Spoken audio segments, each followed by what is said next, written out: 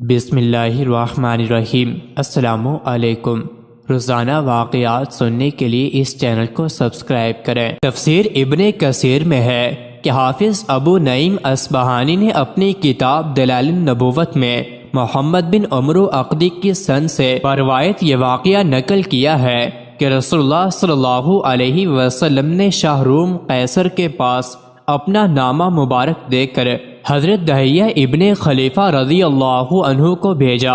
اس کے بعد حضرت دہیہ نے سند کے خط پہنچانے اور شاہ روم تک پہنچنے اور اس کے صاحب عقل و فراست ہونے کا تفصیلی واقعہ بیان کیا، جو صحیح بخاری اور حدیث کی سب معتبر کتب میں موجود ہے، جس کے آخر میں ہے کہ شاہ روم ہرقل نے نامہ مبارک پڑھنے کے بعد حضرت صلی اللہ علیہ وآلہ وسلم کے حالات کی تحقیق کرنے کے لیے عرب کے ان لوگوں کو جمع کیا جو اس وقت ان کے ملک میں بغرض تجارت آئے ہوئے تھے۔ شاہی حکم کے مطابق ابو سفیان ابن حرب اور ان کے رفقا جو اس وقت مشہور تجارتی قافلہ لے کر شام میں آئے ہوئے تھے، وہ حاضر کیے گئے۔ شاہ ہرقل نے ان سے وہ سوالات کیے جن کی تفصیل صحیح بخاری و مسلم وغیرہ میں موجود ہے۔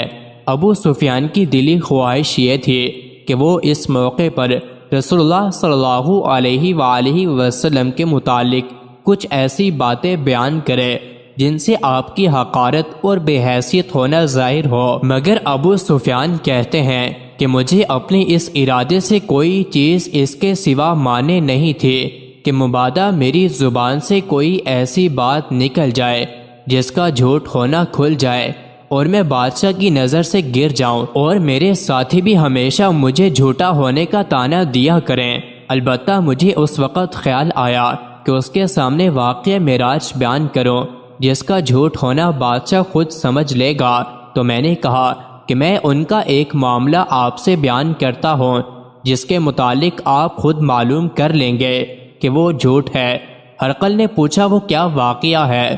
ابو سفیان نے کہا کہ یہ مدی نبوت یہ کہتے ہیں کہ وہ ایک رات میں مکہ مکرمہ سے نکلے اور آپ کی اس مسجد بیت المقدس میں پہنچے، اور پھر اسی رات میں صبح سے پہلے مکہ مکرمہ میں ہمارے پاس پہنچ گئے۔ ایلیہ بیت المقدس کا سب سے بڑا عالم اس وقت شاہ روم ہرقل کے سرہانے پر قریب کھڑا ہوا تھا۔ اس نے بیان کیا کہ میں اس رات سے واقف ہوں۔ شاہ روم اس کی طرف متوجہ ہوا اور پوچھا کہ آپ کو اس کا علم کیسے اور کیوں کر ہوا؟ اس نے عرض کیا کہ میری عادت تھی کہ میں رات کو اس وقت تک سوتا نہیں تھا جب تک بیت المقدس کے تمام دروازے بند نہ کر دو۔ اس رات میں نے حسب عادت تمام دروازے بند کر دیے، مگر ایک دروازہ مجھ سے بند نہ ہو سکا، تو میں نے اپنے عملے کے لوگوں کو بلایا۔ انہوں نے مل کر کوشش کی، مگر وہ ان سے بھی بند نہ ہو سکا۔ دروازے کے کواڑ اپنی جگہ سے حرکت نہ کر سکے۔ ایسا معلوم ہوتا تھا کہ جیسے ہم کسی پہاڑ کو ہلا رہے ہیں۔ میں نے عاجز ہو کر کاریگروں اور نجاروں کو بلوایا۔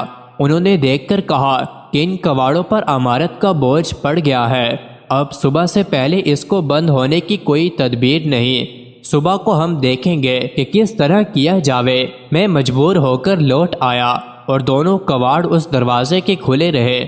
صبح ہوتے ہی میں پھر اس دروازے پر پہنچا تو میں نے دیکھا کہ دروازہ مسجد کے پاس ایک پتھر کی چٹان میں روزن سوراخ کیا ہوا ہے، اور ایسا محسوس ہوتا ہے کہ جہاں کوئی جانور باندھا گیا ہے۔ اس وقت میں نے اپنے ساتھیوں سے کہا تھا کہ آج اس دروازے کو اللہ تعالیٰ نے شاید اس لیے بند ہونے سے روکا ہے کہ کوئی نبی یہاں آنے والے تھے، اور پھر بیان کیا کہ اس رات آپ صلی اللہ علیہ وآلہ وسلم نے ہماری مسجد میں نماز بھی پڑھی ہے۔